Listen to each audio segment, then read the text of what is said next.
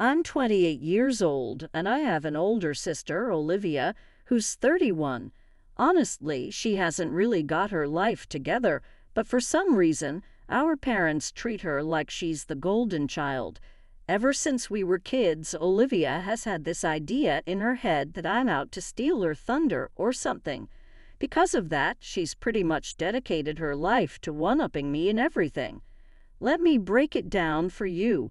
It's not just the typical brother-sister rivalry where you might argue over who gets the last piece of cake or something. This goes way deeper. If I decided to learn something new and cool, like archery, the next thing I know, Olivia is strutting around school with her own bow and arrows, telling everyone she's into archery too. And it didn't stop at hobbies. If I ever mentioned in my diary that I liked a guy, bam, she'd be all over him the very next day, flirting like there was no tomorrow. It wasn't just about boys and hobbies either. Even when I decided to eat healthier and exercise more, Olivia would suddenly become all about that healthy life as well, copying my diet and workout routine to a T. It was like whatever I did, she had to do it too, but not in a fun, let's share interests kind of way. More like, I've got to do everything you do and be in all your friend groups. So yeah, if I made a new friend, you could bet Olivia would be right there, trying to become their best friend too. Olivia had this habit of copying me to the point where it felt like she was always trying to be better than me at everything I did. This whole copycat game started to really bug me because it felt like I couldn't have anything that was just mine. I tried talking to my parents about how much this bothered me, but they didn't get it. They would just say stuff like, "Oh, sisters copy each other all the time. It's normal." They made it seem like I was being silly for wanting to keep some of my interests just to myself. But the real problem wasn't about copying.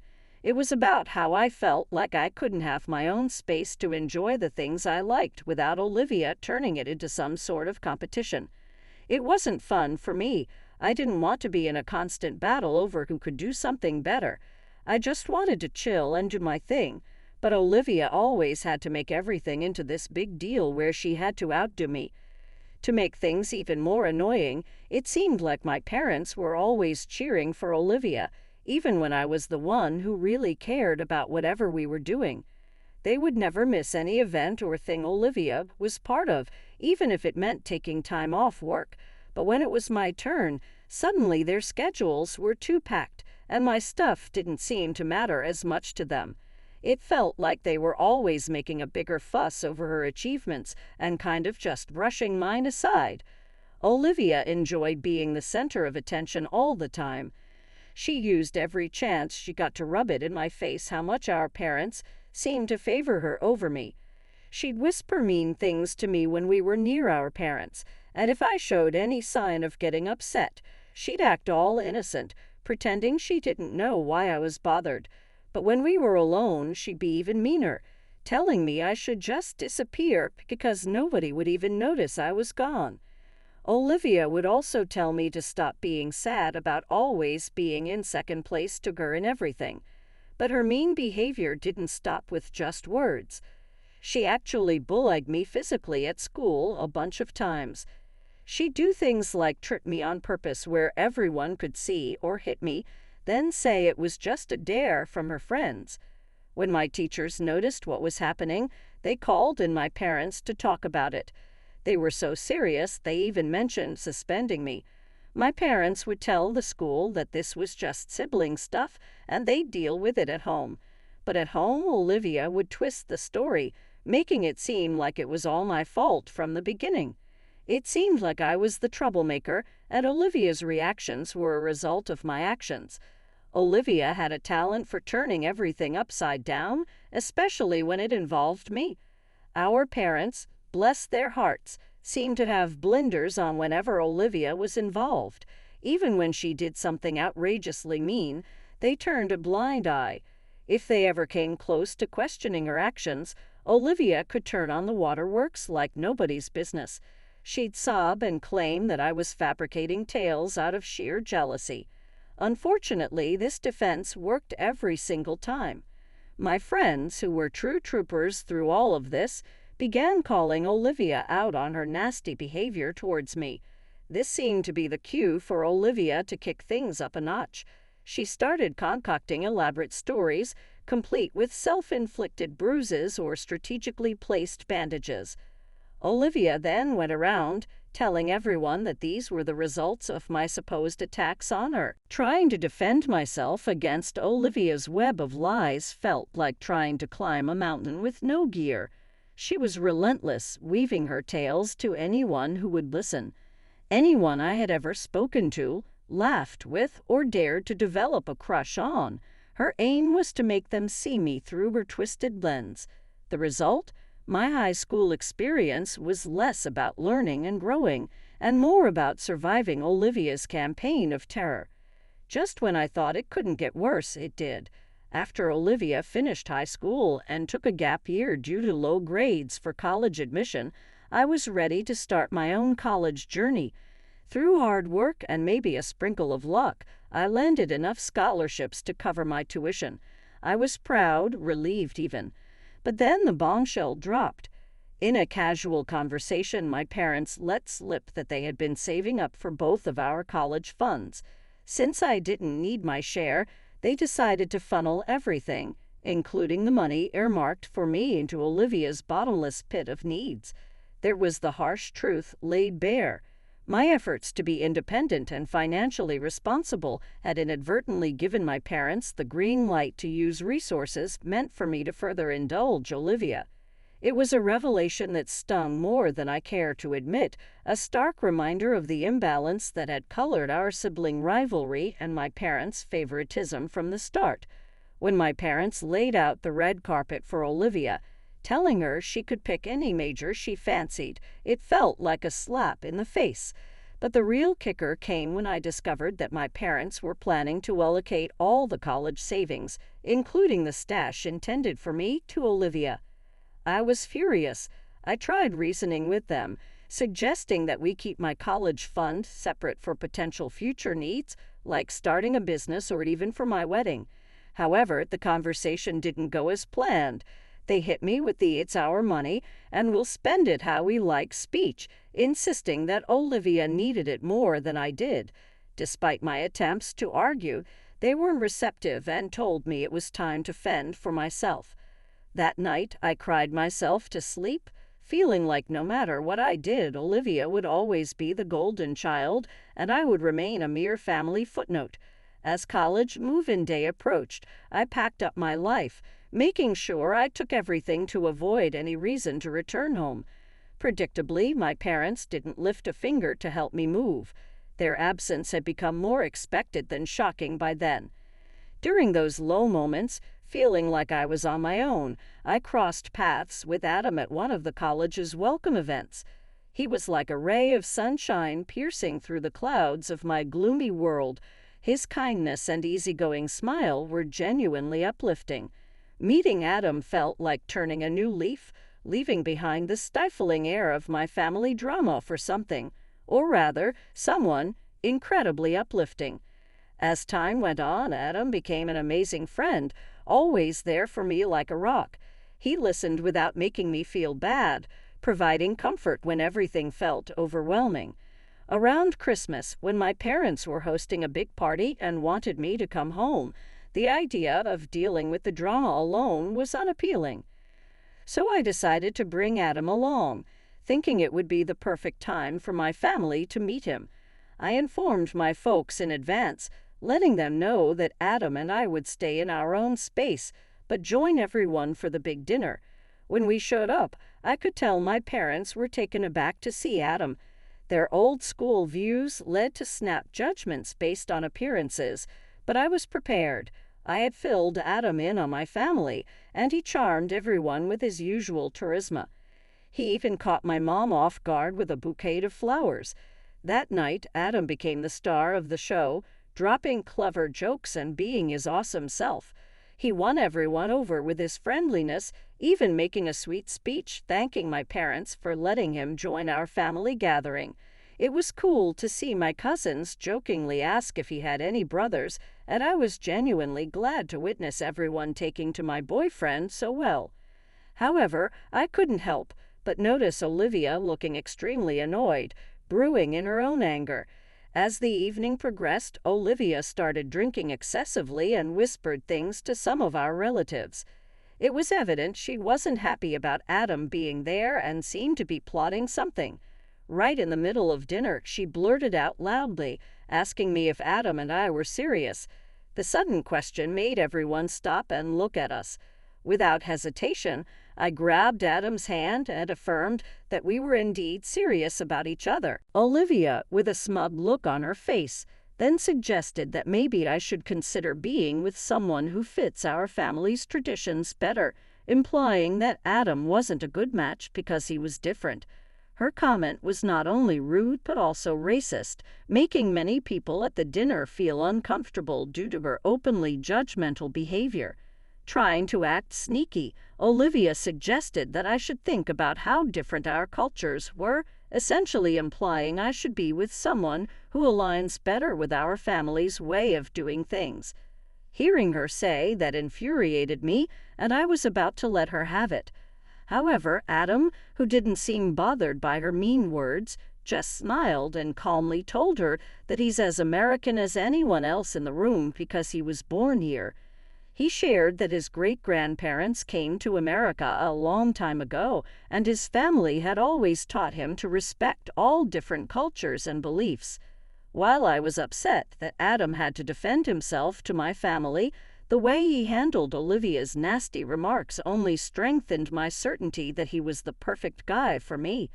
After Adam stood up for himself, nobody was thinking too highly of Olivia. People didn't appreciate how she tried to call out my boyfriend in front of everyone. For the rest of the evening, Olivia sat by herself, looking angry and sipping on her drink. After we went back to college, I was so fed up with her behavior that I sent her a lengthy text expressing my embarrassment to call her my sister and hoping she would stay out of my life. I didn't even want people to know we were related. She responded with a short text that simply said, "Same here." Since that big argument, I haven't spoken to Olivia at all. Adam and I successfully completed college and now both hold excellent jobs. 3 years ago, we decided to tie the knot. I invited my parents to the wedding but made it clear that Olivia wasn't welcome. Despite my mom's attempts to change my mind, I wanted our wedding to be truly special and extravagant. My parents were quite shocked by how amazing everything looked. My mom was blown away, and my dad, who typically doesn't say much, remained silent throughout the ceremony. Our guests, including friends and Adam's family, got to meet my parents. It didn't take long for everyone to notice the stark contrast in wealth between Adam's family and mine. After the wedding, my parents approached me, expressing surprise at the amount spent on the event and the wealth of Adam's family.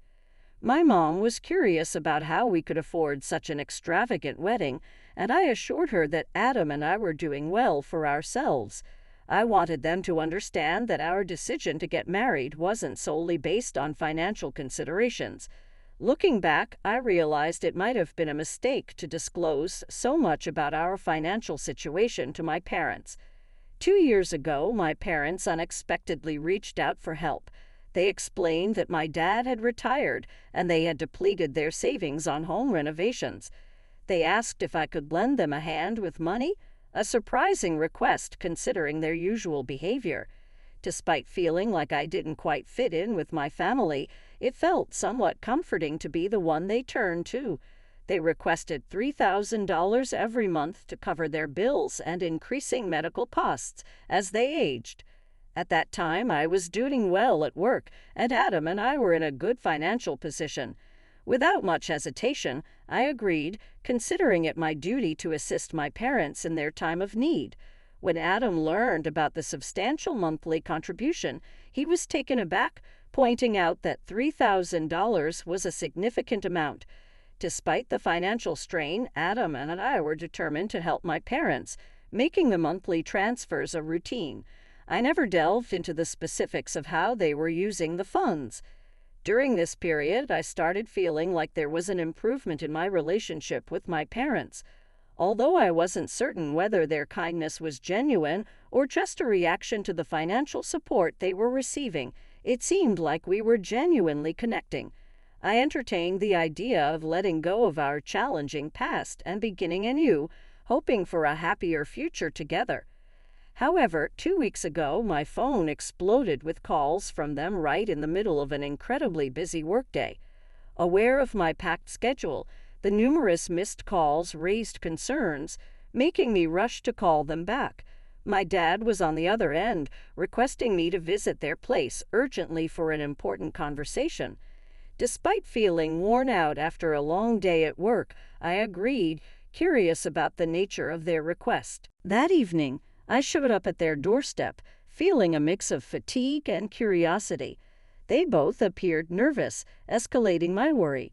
When I inquired about their well-being, they began the conversation by expressing gratitude for the financial support I had been providing. Bewildered, I sat there as my mom disclosed some unexpected news. She revealed that my sister Olivia, whom I didn't even know was married, was attempting to start a family. Olivia had been struggling with infertility for a considerable period, and her journey had been challenging. After facing a miscarriage, Olivia was now exploring IVF, a costly medical procedure. They needed $25,000 to cover the expenses, and then they looked at me, expecting something. They conveyed that, being Olivia's sister, it was my responsibility to contribute and support her. They emphasized the idea of families standing together in times of need. Listening to their request, I was completely taken aback. The notion that I should provide such a substantial amount for Olivia, especially considering our turbulent relationship, was mind-boggling. I reminded them of the strained dynamic between Olivia and me, emphasizing the difficulties she had caused during our upbringing. The idea of contributing such a significant sum just didn't make sense to me. My parents didn't appreciate my response. They argued that, as Olivia's sister, it was somehow my duty to help her conceive a child. They even suggested that since I didn't have children of my own, the least I could do was assist in bringing a grandchild into the family to foster reconciliation. I expressed my sympathy for Olivia's struggles, but made it clear that I wouldn't simply hand over money as a gift. I offered to lend her the $25,000, but insisted on a legal contract outlining the terms of repayment.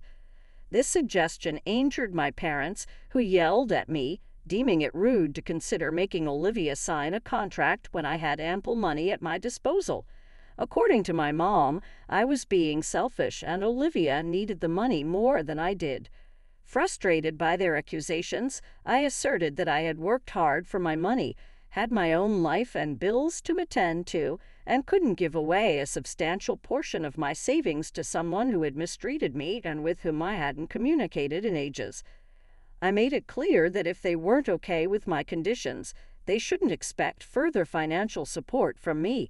After my firm statement, my parents began yelling, claiming that my attitude was precisely why they had an issue with me, accusing me of always acting too proud and believing I was better than everyone else. Their sudden change in demeanor shocked me, considering their earlier pleas for money. Despite their attempts to make me feel guilty, I remained steadfast in my decision. However, suspicion crept in, prompting me to investigate the money I had been sending them. I excused myself to go to the bathroom, but instead I quickly went to my parents' bedroom and found my dad's phone charging on the nightstand. Unable to ignore the bad feeling in my gut, I decided to look at his phone.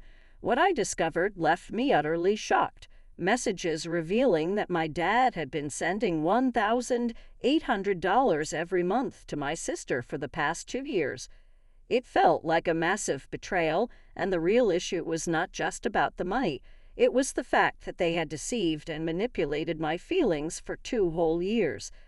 Overwhelmed by the revelation, I went back to confront my parents, not bothering to hide the hurt caused by their betrayal. I asked them directly what they had been doing with the $3,000 I sent them every month. Caught off guard, They stumbled over their words, attempting to figure out what to say. Unable to wait for an explanation, I confronted them about sending $1,800 every month to my sister. Their faces went pale, and after a few seconds of silence, they admitted to diverting a significant portion of the money I sent Olivia. Their excuse was that she genuinely needed the money, and as her parents, they couldn't bear to see her struggle. Hearing this excuse infuriated me, and I questioned them about their disregard for my well-being. I asked them if they didn't think it was wrong to lie and take my money for 2 years. Their defense was based on Olivia's financial struggles, emphasizing that my sister and her husband didn't earn much.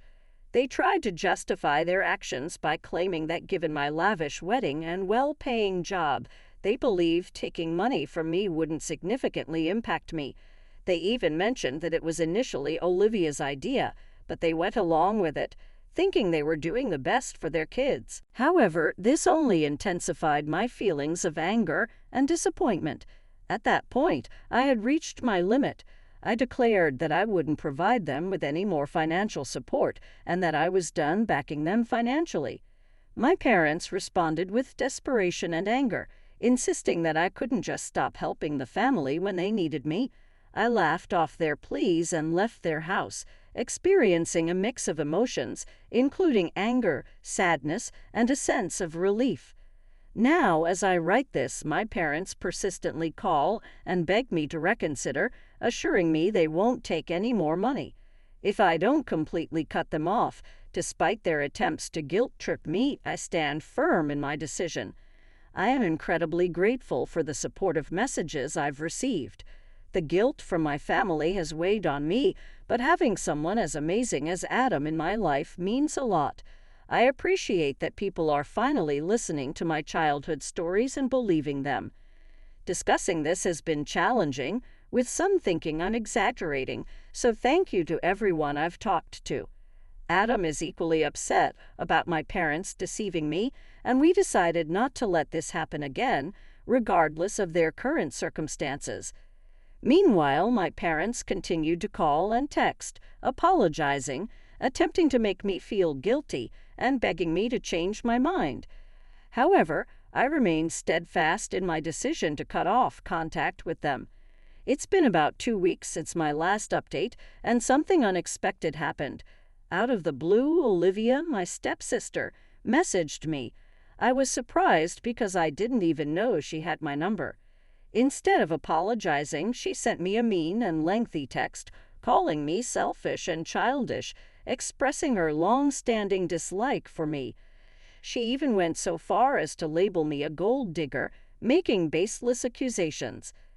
Olivia claimed that I only married Adam for his money and insisted that I should share my wealth with our family because, well, we're family. She expressed regret for not being nice to me during our childhood, hoping that it would have left a lasting impression on me. Reading her hurtful words brought back all the negative memories from my past, and I couldn't help but cry. When I showed Adam the message, he became furious and decided to take matters into his own hands. Adam initiated a group chat on Messenger with my parents, Olivia, and several relatives and cousins. He shared screenshots of Olivia's message and exposed the lies my parents and Olivia had been telling me for the past 2 years, including the bullying I endured during our childhood. The revelation sparked an intense response from our relatives, who were shocked by my current actions and appalled by Olivia's deceitfulness. In subsequent calls with family members, I disclosed more details about how my parents were diverting $1,800 every month to Olivia from the funds I believed were intended for them. The pressure from our relatives embarrassed my parents, who reached out, pleading with me to delete the group chat and pretend it never happened. However, Adam stood firm, refusing to let them off the hook. He warned them that any attempt to ask us for money again would result in legal action, hiring the best lawyers to take them to court. This threat scared them, and they refrained from contacting me. Other family members informed me that my parents were deeply ashamed, especially after addressing Olivia's actions. Despite their apology and newfound awareness, I decided to keep them out of my life, focusing on happiness with Adam away from the drama. I want to express my gratitude for the incredible support you've all provided. The overwhelming encouragement has been amazing, prompting Adam and me to consider seeking therapy to navigate the challenging emotions surrounding my decision to cut ties with my parents and the betrayal by my family. The silence from my parents and Olivia following Adam's stern warning assures me that they are too scared to reach out. Moving forward, I aim to prioritize self-care and concentrate on the positive aspects of my life, particularly my time with Adam. While challenges may arise, I remain hopeful that with the right support, things will improve. I hope this will be the final update on this matter.